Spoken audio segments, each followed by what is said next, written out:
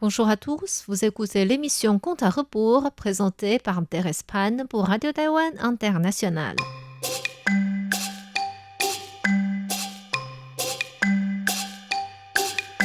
La semaine dernière, nous avons raconté comment Xu Mengjiao rencontra finalement son père Xu Xian au temple Jingshan sur son trajet aller vers la capitale pour passer des examens nationaux.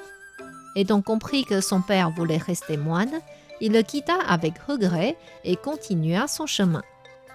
3 jours après s'être installé à la capitale, les examens commencèrent successivement. Mengjiao était l'incarnation du dieu étoile de la littérature et pouvait faire de beaux articles riches en affection. Il passa chaque contrôle avec une très bonne note et obtint à la fin la prime à l'examen. Agissant selon la tradition, Mengjiao porta une robe rouge, un chapeau noir avec une fleur dorée dessus, monta sur un cheval blanc et quitta le cortège des autres personnes ayant réussi l'examen à faire des tours dans la ville pour recevoir l'admiration des habitants de la ville. À la fin de la procession, ils allèrent au palais participer au banquet que l'empereur organisa pour eux. Tout le monde les félicita pour leur réussite. Mengjiao profita de cette occasion de présenter un mémorial qu'il avait écrit à l'empereur. Dans ce mémorial, il expliquait son origine et espérait que l'empereur donne à sa famille une grâce spéciale. Après avoir lu le mémorial, l'empereur fut profondément touché et écrivit personnellement un édit impérial. Le lendemain, Mengjiao fut convoqué au palais pour écouter la réponse. Le proclameur lut l'édit impérial. « Xu Mengjiao, votre histoire est très touchante et j'ai décidé de vous accorder des grâces en plus. Votre père a choisi de devenir moine pour sa loyauté. Il peut décider librement s'il veut continuer cette vie comme moine Daozong ou reprendre son nom laïque Xu Xian et revenir dans ce monde. Je lui donne une statue de Bouddha en jade et ordonne au gouverneur local de lui donner 1000 acres de champs fertiles en tant que richesse personnelle. Votre mère, Bai Suzhen, même si elle est une créature ayant pris la forme humaine, elle agissait selon la justice et était un bienfaiteur pour la famille Xu. Que le gouverneur local construise un monument à côté de la tour Leifeng pour louer ses bienfaits. Pour remercier votre tante Xu Shi de vous avoir élevé, le gouverneur local devra lui donner une prime de 40 kilos d'argent. Pour accomplir l'accord entre Bai Suzhen et Xu Shi, vous pouvez vous marier avec Bi Lian, la fille de Xu Shi, et profiter d'une année de votre mariage. Au bout d'1 an, revenez au palais et je vous désignerai un poste gouvernemental. Mengjiao remercia l'empereur de sa grâce et quitta le palais pour se préparer à retourner chez lui. En venant à la capitale, il avait seulement un servant et un petit bateau. Au retour, l'empereur lui donna un cortège de bateaux pour transporter tous les cadeaux qu'il avait reçus des différents départements gouvernementaux. Des bandes jouaient de la musique sur la rive pour lui dire au revoir. Tous les spectateurs étaient plongés dans cette atmosphère joyeuse. Le cortège de bateaux arriva d'abord à Zhenjiang.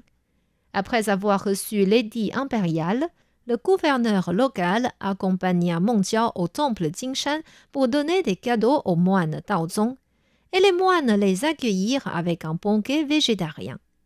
À la fin du repas, Daozong et son fils trouvèrent un moment pour discuter à deux. Daozong lui dit « Mon enfant, je suis très fier de toi. Une si grande nouvelle devrait être source de joie. Mais pourquoi as-tu les sourcils froncés ? Dès que je pense à vous qui voulez rester ici et à maman qui est encore sous la tour, je n'arrive pas à me remonter le moral. Moi, je n'ai jamais pensé pouvoir recevoir des cadeaux de l'empereur. Je suis peut-être le premier parmi tous les moines. Quel honneur pour moi! Et toi, Il faut que tu te soucies de comment bien gérer les affaires gouvernementales pour le bien du peuple. C'est cela la chose la plus importante. Mais Mondial restait toujours un peu déçu. Il voulait que son père rentre voir sa famille juste quelques jours, et même sur ce point-là, il fut refusé. Rien à faire, il ne pouvait que demander au gouverneur local de bien s'occuper des moines dans ce temple. Il lui donna une bonne somme d'argent pour fabriquer une nouvelle bure à chacun des moines du temple Jingshan. Les 150 moines étaient bien reconnaissants. Quelques jours plus tard, le cortège de bateaux arriva à Hangzhou. Chen Biao et Xu Shi avaient reçu la nouvelle et décorèrent leur maison en accrochant des rubans et lampions. Pendant qu'ils se préparaient à accueillir leur neveu, des bruits de pétards se firent entendre. Accompagné par les gouverneurs locaux, Meng Jiao arriva vers leur maison et attira l'attention de tous les voisins. Ravi de le voir rentrer, le couple de Chen Biao le serra dans les bras et tous les trois allèrent vénérer les ancêtres pour les remercier de leur protection. Meng Jiao dit à sa tante: « Tout allait très bien durant le trajet. Je suis allé au temple Jingshan sur le chemin et j'y ai rencontré papa là-bas. »« Comment? Ton père est à Zhenjiang? Comment l'as-tu reconnu ?» Meng Jiao leur raconta ce qui s'était passé au temple et Xu Shi le consola. « Ne sois pas déçu qu'il ne revienne pas avec toi. Quand tout sera installé ici, j'irai le voir et le ramènerai à la maison. » Elle retourna vers son mari et dit: « Maintenant, la première grande chose à faire est de préparer le mariage de notre fille. » Plusieurs jours après, le monument à côté de la tour Leifeng fut fabriqué et installé. Meng Jiao et toute sa famille alla à la tour avec de nombreuses offrandes pour faire une cérémonie de vénération. Les gens qui avaient vécu le phénomène précédent savaient que la mère de Meng Jiao était une créature serpent enfermée sous la tour et beaucoup de gens le suivirent en vue de voir ce qui allait se passer. Quand les tables d'offrandes furent installées, Meng Jiao fit ses prières avec des bâtons d'encens. Ensuite, il se mit à genoux et pleura. « Maman, je suis revenu. J'ai bien réussi les examens, mais pourquoi tu ne peux toujours pas sortir me voir ?» Xu Shi se mit aussi à genoux et raconta son cœur à sa belle-sœur en pleurant. À ce moment-là, le ciel s'ouvrit et un nuage multicolore descendit. Sur le nuage se tenait un moine. Il s'inclina devant Meng Jiao et dit: « Bonjour, prime, je suis Fa Hai. » En entendant ce nom, Meng Jiao se jeta vers lui et dit: « C'est donc vous qui avez détruit ma famille. Que voulez-vous encore faire ?»« Vous n'avez pas besoin de vous fâcher. J'ai des choses à vous dire. »« Entre nous, il n'y a rien à dire. » Chen Biao corrigea son neveu. « Meng Jiao, il faut bien communiquer avec les autres. C'est inutile d'être en colère. » Fa Hai reprit la parole.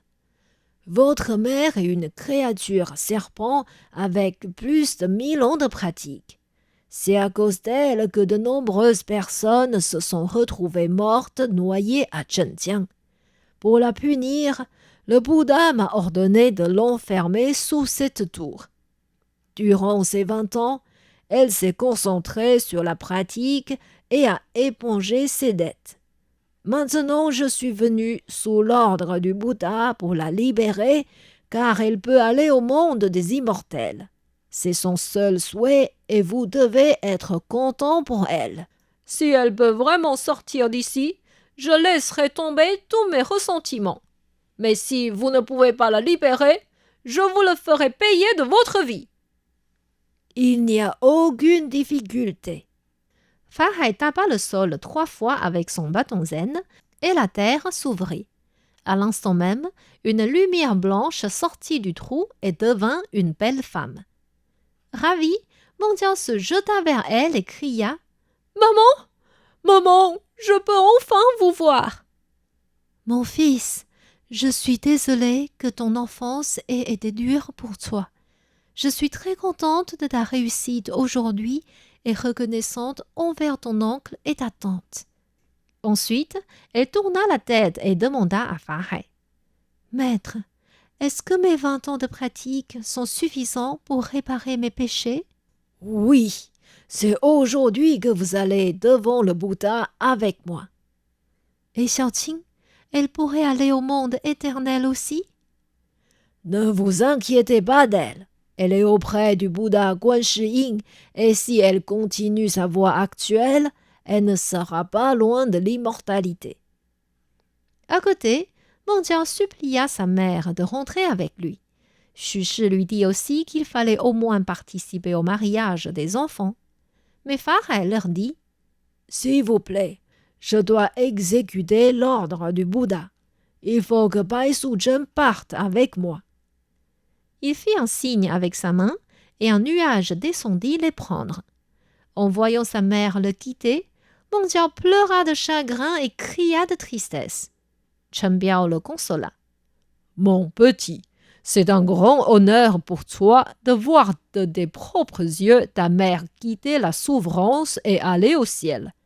Même si c'est dommage qu'elle ne peut pas vivre avec toi, il faut être joyeux pour son bonheur.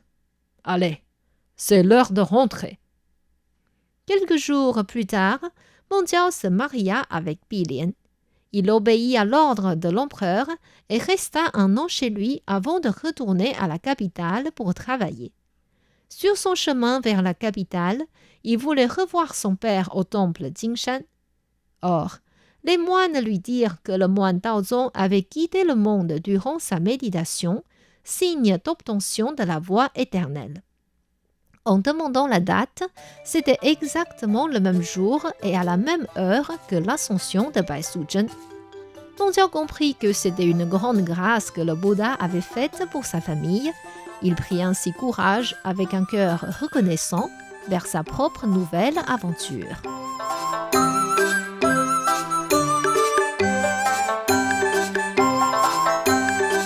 C'était Conte à rebours présenté par Thérèse Pan sur les ondes de RTI.